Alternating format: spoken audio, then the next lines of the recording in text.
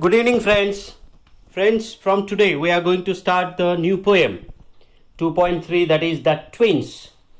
This poem is written by Henry Sambrook Leigh. This is very humorous poem. The main objective or theme of this poem to create laughter among the readers. Okay? And as we know that, what is meant by twins? Twins means two similar siblings, or in Marathi you can say जुळी भावंड. They are completely similar to each other in case of face, limbs, and all the external body organs. They are completely similar. We cannot differentiate them. There is a close resemblance between these two. Those are called the twins. This poem is written by Henry Sambrook. It is very humorous and about a pair of twin brothers.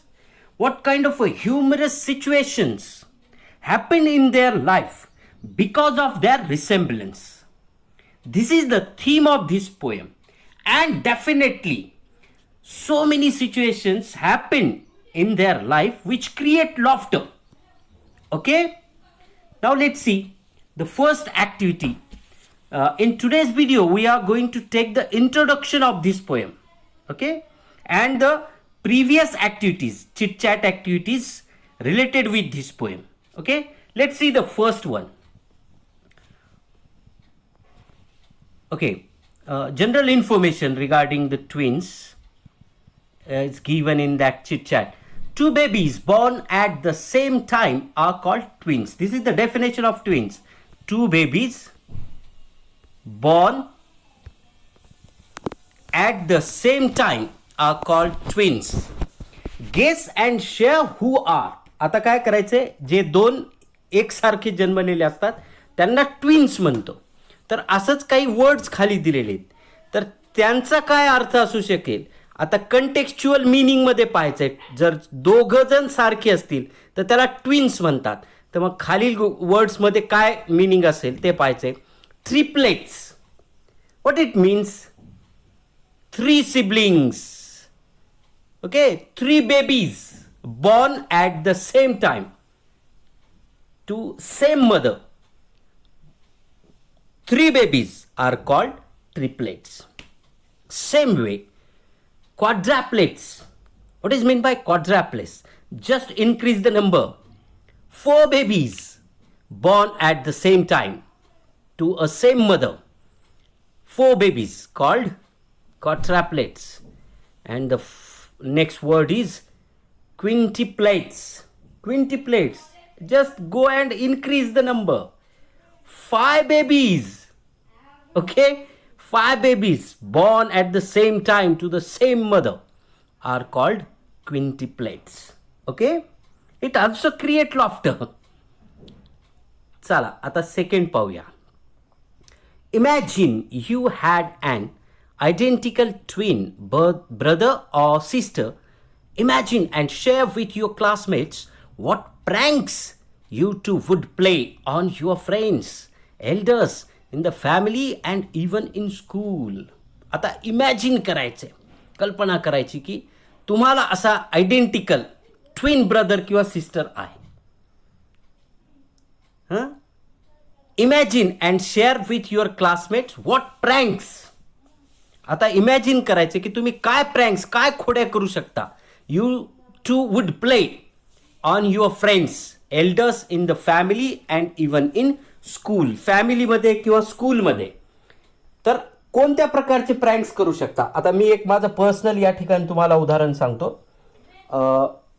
मी कॉलेजला असताना म्हणजे cricket खेळत असताना माझ्या टीममध्ये असे दोघं जण होते की जे ट्विन्स होते.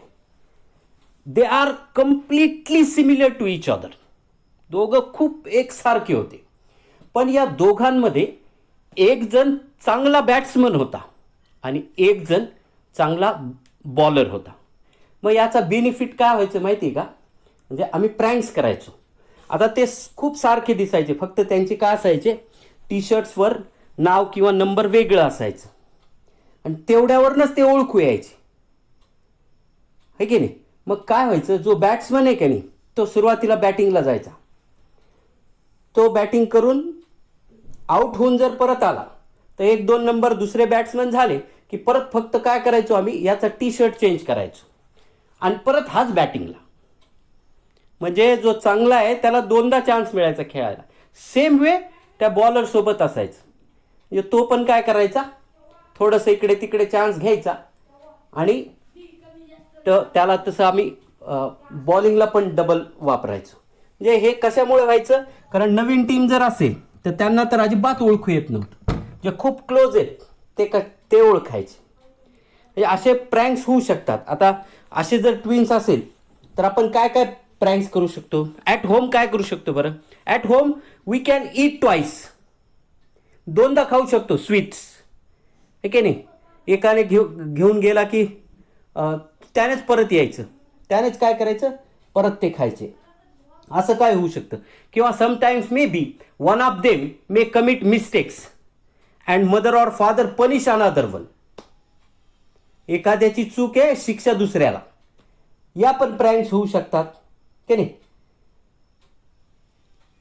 तर हे घरी होऊ शकतं. आता स्कूलमध्ये काय होऊ शकतं, same way may be the one of them commit mistakes and point out to the next one, is it, no one can defer them, and the another one, the who didn't do anything wrong get punishment. असं होऊ शकतं. किंवा आणखी काय होऊ शकतं बरं, विचार करा. We can blame another one, त्या दुसऱ्यावर आपण ठपका ठेवू शकतो. फ्रेंड्सच्या अमाउंग फ्रेंड्समध्ये पण प्रँक्स होऊ शकतात की नाही. And same way you can see so many such humorous comic movies are there. In that movie also you can say Judwa 1 or Judwa 2. You can see so many comic situations are there because of the twins. Okay, मग अशा अनेक गोष्टी आपल्याला फॅमिलीमध्ये pranks करता येईल, स्कूलमध्ये pranks करता येतील, है की नाही. पण ते करणं चुकीचं आहे. ओके, हे होऊ शकतं. चला next activity. Study the following pairs or groups of words.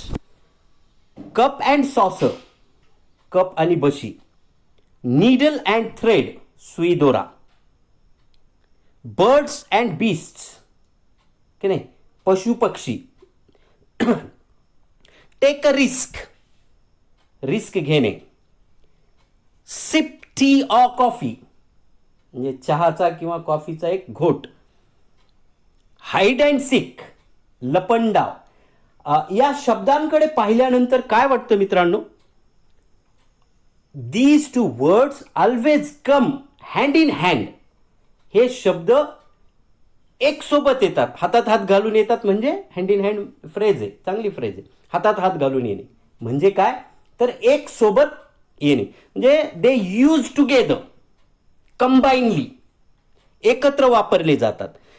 पुढे पाहूया. These are sets of words that more than often go together and occur together. हे एकत्रच येतात आणि एकत्र वापरले जातात. We call such sets collocation. अशा प्रकारे जे वर्ड्स, टू वर्ड्स एकत्रितरित्या वापरले जातात, अशा शब्दांना आपण इंग्लिशमध्ये कोलोकेशन असं म्हटलं जातं. आता याच्यावर आपल्याला काही एक्सरसाइज दिलेली आहे, ती करायची. Insert the proper words from the bracket to form collocations. Some words are given there and we have to use it or we can frame the collocations. म्हणजे हे जे दिलेले शब्द आहेत ते खाली दिलेल्या शब्दासोबत, म्हणजे कोणत्या शब्दासोबत परफेक्टली वापरलेले आहेत किंवा वापरले जातात. आता आपण वन बाय वन पाहूया. आता वर्ड्स कोणते दिलेत, effort, time, defeat, clothes, owners, necessary, role, interview, morning and last one is the cold. आता यातले कुठले शब्द खाली दिलेल्या शब्दासोबत जोडून कोणत्या शब्दास त्याची जोड लावल्या जाते ते पाहूया. ॲब्सोल्युटली. चला, ॲब्सोल्युटली काय येईल बरं ॲब्सोल्युटलीसाठी? नेसेसरी. करेक्ट. Absolutely necessary. चला next one. Can not defeat नाही. नाही काय पहा. कॅन नॉट अफोर्ड म्हणजे न परवडण्यासारखे. अफोर्ड म्हणजे परवडणे की नाही. अफोर्डेबल. It is affordable. ते मला परवडण्यासारखं आहे. It is not affordable. ते मला परवडण्यासारखं नाही. कॅन नॉट अफोर्ड म्हणजे मी ते अफोर्ड करू शकत नाही. चला नेक्स्ट वन. काय? Formal clothes. Formal clothes. Next. Job interview. Next. Pass. Time. Next. Accept.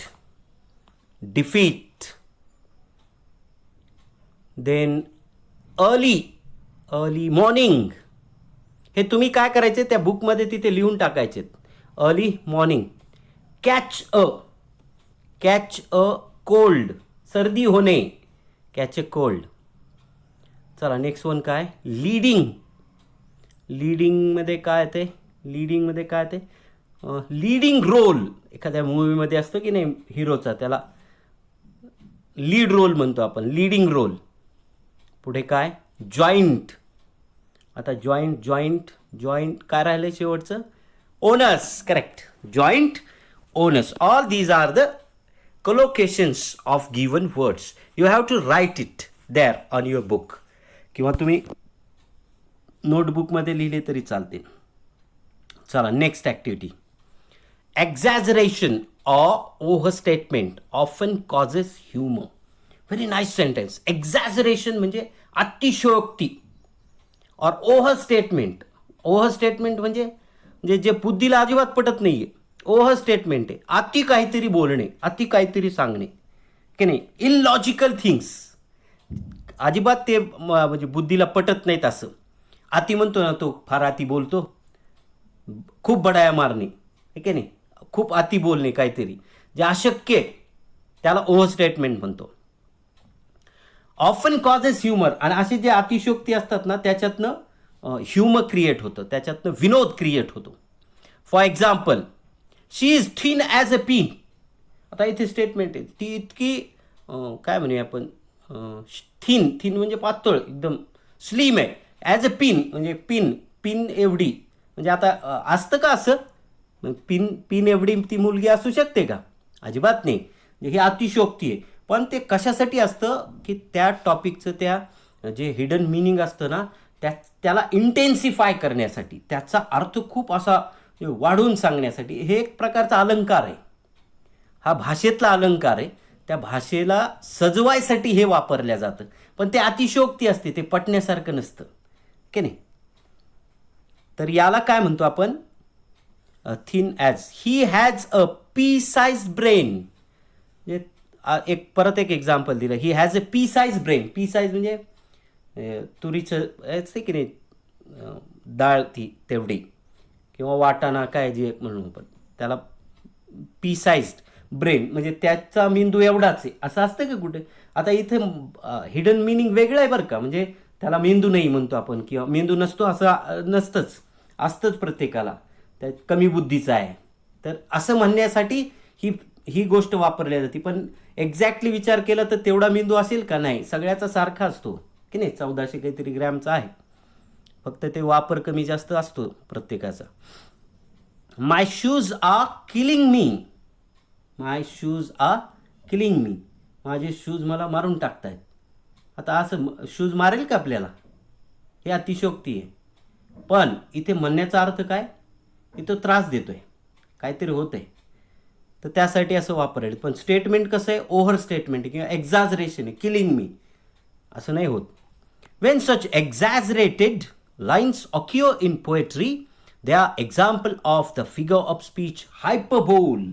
आणि जेव्हा कवितेमध्ये अशा प्रकारचे अतिशयोक्ती एखाद्या ओळीत वापरलेली असते, त्यावेळेस त्या लाईनमध्ये जो फिगर ऑफ स्पीच असतो त्याला हायपरबोल असं म्हटलं जातं.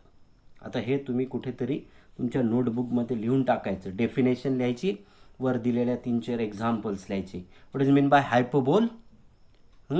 When such exaggerated lines occur in poetry, they are the example of the figure of speech hyperbole. अतिशयोक्ती वापरलेली लाईन जर असेल जी अशक्य, इलॉजिकल आहे, अशी जर लाईन असेल तर त्या लाईनमध्ये वापरलेला फिगर ऑफ स्पीच हा हायपरबोल असा असतो. पुढे पाहूया. Complete the following examples of hyperbole using words from the bracket below. आता काय केलंय, खाली काही वर्ड्स दिलेत, आपल्याला ते काय करायचे, वरती फिलअप करायचेत आणि करेक्ट वर्ड करेक्ट ठिकाणी फिलअप करायचे.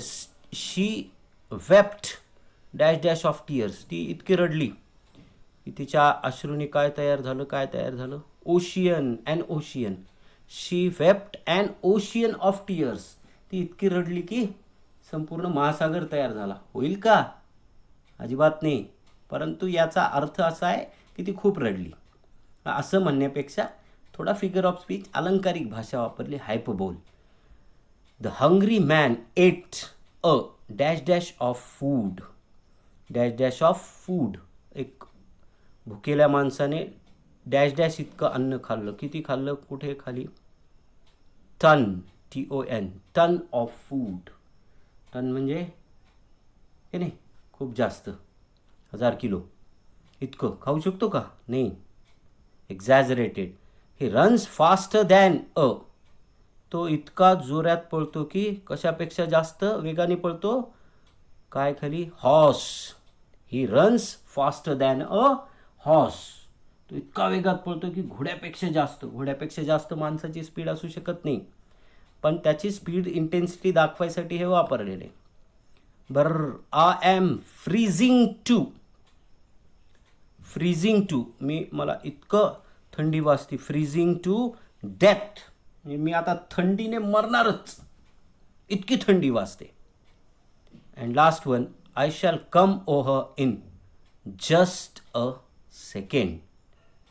आय शॅल कम ओव्हर, मी लवकरच येईल एका सेकंदामध्ये.